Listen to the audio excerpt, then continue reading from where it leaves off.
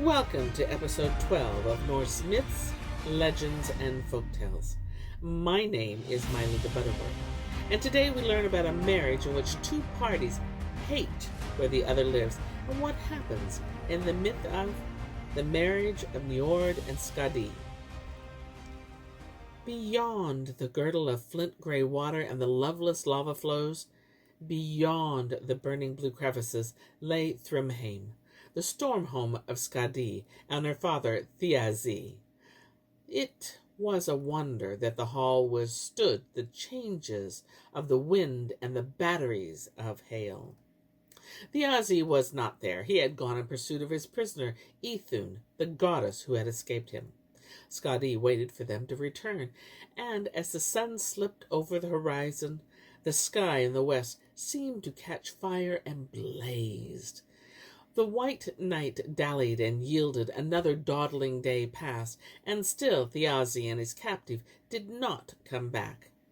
Then Skadi was alarmed and thought the gods must have ambushed him. Even as she waited, she knew in her heart that she would never see her father again. Skadi's pale eyes gleamed. She grew cold with anger, then icy with fury. She swore vengeance on his murderers. Skadi walked from chill room to chill room in Thrymheim. She donned a coat of mail and a helmet, and chose the finest of her father's weapons. A sword engraved with magic serpentine patterning, and a spear with a shaft of ash. A circular shield covered with hide and inlaid with birds of prey, gleaming gold eyes and gaping red beaks. Then she set out for Asgard. Now that Idunn walked among them again, and the giant Thiazi was dead, now that they had recovered the apples of youth, the Aesir were carefree once more. They were aware of the clement sun as they had never felt it on their backs before. They listened to each note of each bird call, and watched every grass blade growing. They felt at peace with themselves again, and at peace with each other. When Heimdall saw Skadi nearing the walls of Asgard and raised the alarm, the gods had no wish to see more blood spilt, or to prolong the feud. Some of them gathered and met the giantess and asked her, "Will you take gold for your father's death?" "What good would that be?" said Skadi. "Have you ever heard of my father's wealth? When his father AllFather died, he and his brothers Idunn and Gang came into a gold hoard. They measured it out in mouthfuls so as to share it fairly. And whatever belonged to my father now belongs to me. No, I will not take gold." "What will you take?" asked the gods. "A husband," said Skadi, and she looked long at Balder, fairest, most gentle, and wise of the gods. "I'll settle for a husband and a bellyful of laughter." The gods conferred and agreed that Skadi could choose a husband from amongst them as payment. They did, however, make one condition. "You must choose him by his feet," said Odin. "Until you've chosen, that is all you'll be able to see of him." Skadi was not unwilling, and Odin arranged for all the gods to gather in a courtyard so that the giantess could make her choice. Shielding her eyes from all the gods' feet, Skadi lost no time, but at once chose the most shapely pair of feet, believing that they would naturally belong to Baldur, the most handsome of the gods. "A good choice," said Odin. Skadi quickly looked up and gazed into the friendly, knowing eyes, not of Baldur, but of the lord of seafarers and sea harvests, the god Njord. His skin was weathered, and he had the clear gaze of one who had spent long at sea. He even smelt of salt. Skadi was startled. She stepped back, and her icy look killed Njord's smile. "I thought," she began. "Think carefully," said Njord. "Remember, the words you speak now are the beginning of a marriage." "I've been tricked," said Skadi bitterly. "You might have chosen Loki," replied Njord, unperturbed. So you have your husband, said Odin. A fair reward for your father's death, many would say. Indeed, the better of the bargain. You've forgotten the laughter, said Skadi. That's easily put right, said Odin. Skadi shook her head. Since my father died, I brimmed with anger, been drained by fatigue. I'll never laugh again. Where's the trickster? Said Odin.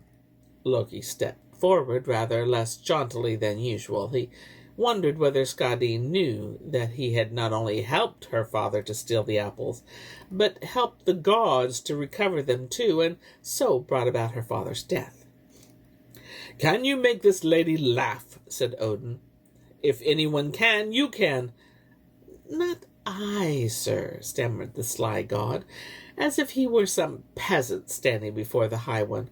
Not before I told you what happened, sir. Loki produced a long leather thong from behind his back. It was like this. I was going to the market, and I wanted to take that goat there along with me. Loki winked at Skadi. You know how goats are, don't you, lady? They have ideas of their own.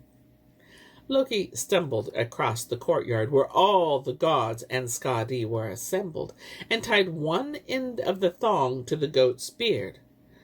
Both my hands were full, lady. I was carrying produce to the market, so I tied the goat to a tegament.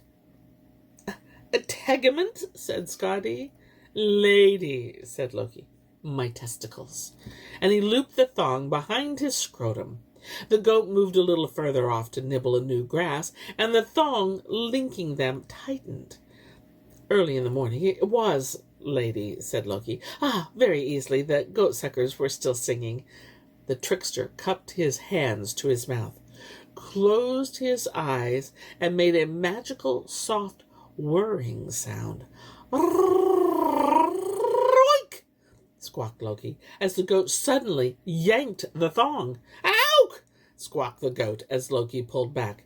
It was a tug-of-war, and when the goat gave way, it gave way so completely, bounding towards Loki, that he fell backwards into Skadi's arms.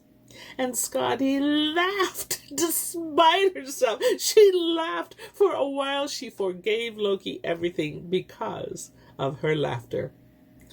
Playing the goat, said Loki, panting. Enough, said AllFather.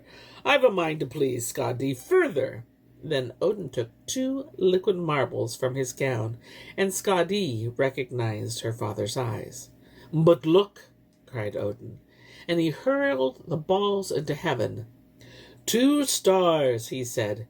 Your father will look down on you and us all for long as the world lasts. Then Njord asked Skadi to go with him to his hall, the shipyard Nuatun. But Skadi said she would only live with Njord in her old home, Thrymheim. Since neither of us is going to get his way entirely, said Njord, we had better agree to take turns. 9 nights in one place, then 9 nights in the other. Then Njord and Skadi left the courtyard and the kingdom of Asgard, and made their way to Jotunheim. They climbed over rock and scree, and through sheets of snow too bright for the eye when the sun shone on them, a dreary, uniform wasteland when clouds masked the sun. And the higher they climbed into a frozen world as still as death itself, the happier Skadi became. In Thrymheim she gave herself to Njord. After 9 nights, however, Njord admitted that he had no love for the icy mountains, and he said, I think the howling of wolves sounds ugly compared to the whooping of swans. Then Njord and Skadi came back to Asgard and passed 9 nights at Nohatun, and Skadi's dislike of the fertile rocking seaway was no less great than Njord's dislike of the barren mountain. I cannot even sleep here, she said. There's too much noise in the shipyard, and too much noise from the harbor. Boats putting out, boats coming in, and the unloading of fish, and the mewing gulls disturbs me, flying in at dawn from deep waters. It was not long then before Njord and Skadi decided that the gap between their tastes was so great that, although they were married, they must live apart. Njord stayed at Notatun, and Skadi returned to Thrymheim. The giantess covered great distances on her skis. Her quiver was always at her side, and she hunted and shot wild animals. The ski goddess, that crouched dark shape, sweeping across the desolate snowscapes, took injury and death wherever she went. She had been touched by the god of plenty. She had yielded a little and then frozen again. And here is where I end my tale for today. But I'll be back with more tales. Many more tales. Until then, my friends, enjoy the journey.